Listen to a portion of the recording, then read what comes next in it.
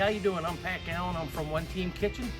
I'm going to take you through a couple of real simple, easy dishes to make today. Some good summertime food. I harvested some local products. One of them, striped bass right here. I got this on the spring run. We have Jersey tomatoes. I got cheese from the Brunos in South Philly. I got herbs from the garden. We have a garden full of fresh herbs. I got bread from Versus Bakeries. They're from Brigantine. They have 3 other shops. They have great bread. You can tell I like it. Can you tell I like it? We got some Barnegat Lager from Ship Bottom Brewery. They're out of Beach Haven. Hank's Sauce, Ship Bottom, right? No, not Ship Bottom.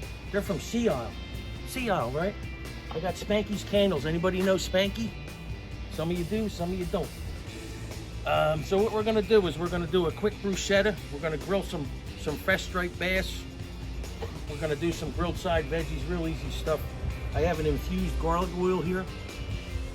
Again, fresh herbs. I got oregano in there, some garlic, a little bit of basil, salt and pepper, right? My wife made this wonderful sun tea, right? Fresh mint, lemons. We didn't grow the lemons here. We tried, it doesn't work. Not in the yard anyway. She has some cinnamon sticks in there.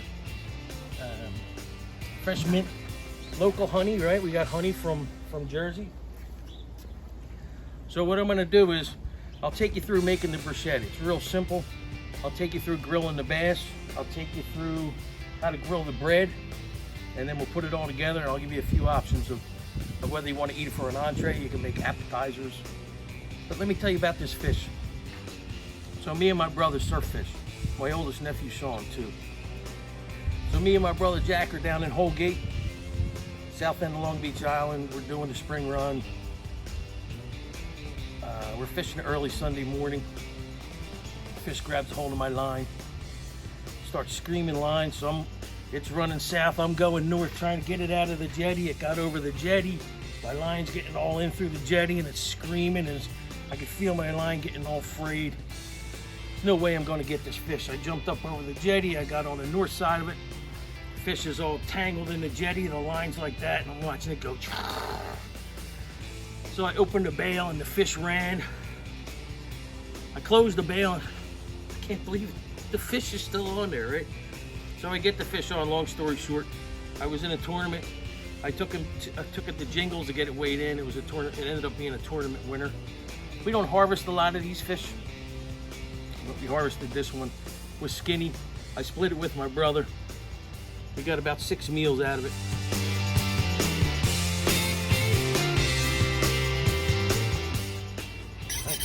So here we go. We're gonna take you through this bruschetta, right? So I got a nice fresh Jersey tomato, right? Beautiful fresh Jersey tomato, right?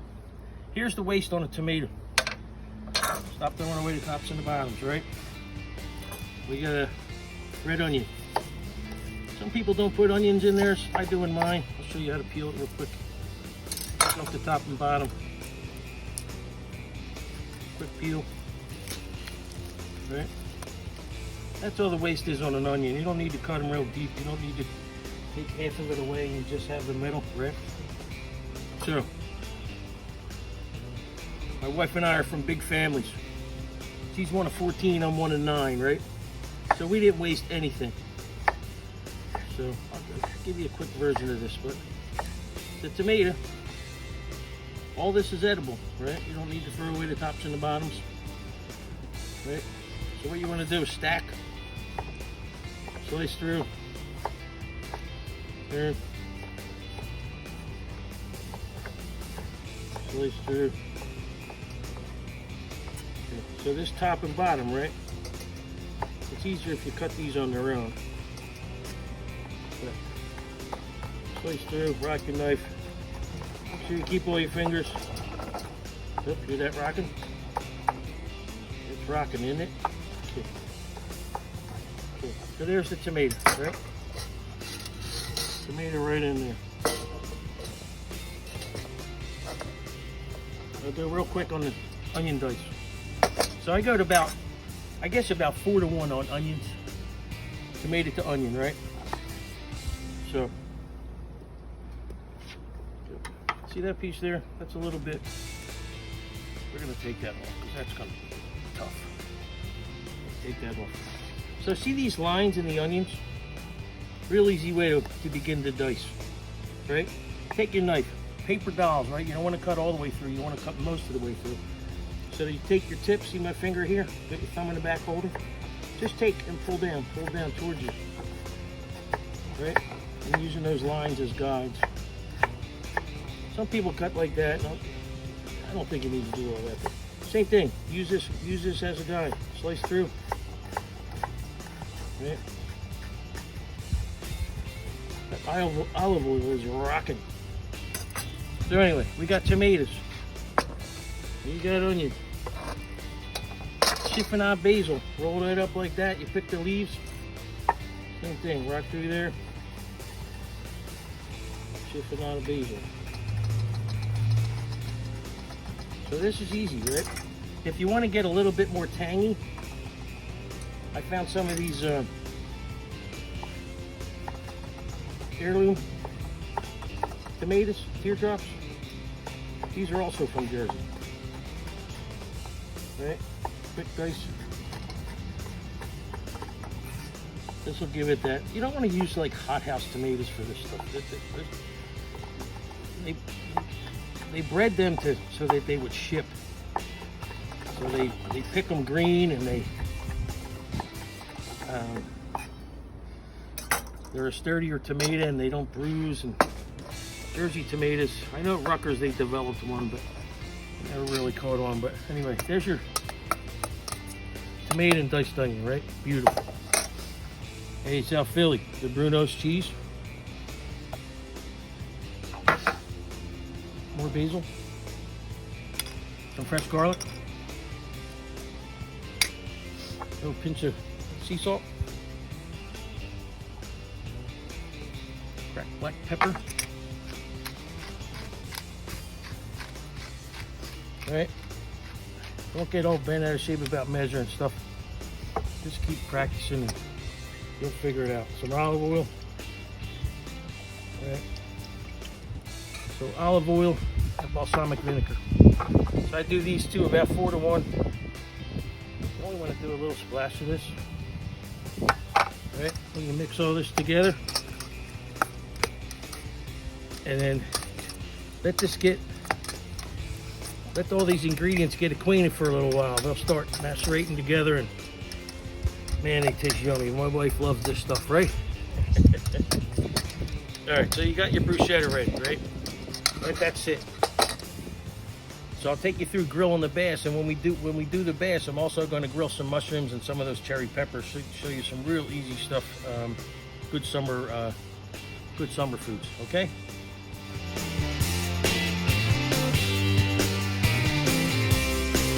Yeah, right. I got some of those peppers. A lot of the supermarkets are selling these. We got these on sale. We got a big bag for like $2.50, right? Real easy to grill, right? So all you do, a little bit of olive oil, right? I'm gonna do the same thing to mushrooms, portobellos, baby ports. A little bit of olive oil, right? They're out of Kennett Square. It's in suburb of Philly. Right? A little salt, less pepper. Right? You want to get like a medium hot grill. Right, so I'll take this stuff over to the grill, right? So here's your peppers. Real simple stuff, right? So when we have steaks, I'll do these too. Whoop. Get away there, get over there. Alright? So when you're on the grill, I'll lay them out, right? Hear that char? You don't want to grill, you want to preheat this, right? You got your peppers. You got your mushrooms. When you pick mushrooms, right, you want to pick them so the gills aren't showing. The gills are those inside. They look like gills, right? So a closed mushroom. See that? Closed mushroom. So we got peppers. We got mushrooms. Come over there. Here's the fish, right? So, you got a medium hot grill, right? So what I did was, I have like 3 like dinner sized portions of this. But I also have some that we're going to use for hors d'oeuvres, right? I rub these with some rosemary, some lemon juice on them, some olive oil, salt, pepper, right? I'm going to put them tomatoes on there, see if they survive. Do some blistered tomatoes. See if they make it without falling through the grill. Right? Okay, so we got that going on. So if you want to go like medium high heat, you don't want to do these vegetables. You want to get some char on it. It's not burning. It doesn't taste like it's burnt. It's char, right? See that charring a little bit? Yep. So let them get charred. You don't want to overcook these to turn them into mush. Right, so what we're going to do is let them go for a little bit. You got the striper going. This will let you know when it's ready to be turned. It'll release itself from the grill, right? I'm going to let that go for a little bit. And then for the bread, all I did, right, I got that infused olive oil, right? You just want to paint a little bit of that on. You can also get fresh garlic. Just cut a clove, rub it on the bread, so you cut it, get that flavor going on in there. So you just want to paint it a little bit. Same thing with this. Push that down and get some grill marks. Right, let all that stuff happen. Got your bruschetta. We got this stuff grilling. And then, you know when fish is done? When it's done. How many minutes on this side, how many minutes on that side? Depends on thickness, depends on the density of the fish. Depends on how hot your grill is. Depends on a lot of things. So, but usually a couple minutes, turn, get the grill marks, a couple minutes, turn. You want to cook your fish to about 140. So if you got a thermometer, put it into the fattest part of the fish. If you get 140, you're good. If you got 12 different sizes of fish on the grill, like we do here, we got 9 different pieces of fish. They're all different thicknesses. Start with the bottom up, right? 140, then you're done. So we'll finish grilling these, and then we'll plate everything up, and I'll show you what we got. So we got the Sun Tea. We got Happy Jack laying down some grooves here. We got Frosty. We got the grill going. We'll be back to doing this. I forgot about my rod. See that? My wife caught this fish, not me, down in Isla Morada. So we'll tell you that story another day. All right, we'll be back in a couple minutes. We did two different versions of the same dish, right? We have one to serve as an entree, right? So we did the grilled striper, the grilled bread. We have bruschetta on the top. I did some grilled mushrooms and peppers, some blistered tomatoes, right? A little bit of fresh lemon, fresh basil, right, as an entree. And then you could do it if you're doing an hors d'oeuvre party. I just have small pieces of grilled striper, the bruschetta on the toasted bread. You can drizzle a little bit of olive oil on there, a little more olive oil. So there are your two versions. So real easy stuff, real easy ingredients, great summer food. If you can't get striper and you don't fish, and they don't really sell them in the supermarkets, you can use sea bass or any type of fish that has. You don't really want to grill flounder; it'll never make the flip. It'll go, fall through the grill. So you want to use a fish that has some substance that can stand up to it. So that's it for the day. We're gonna have some early dinner, and I hope you enjoyed the video.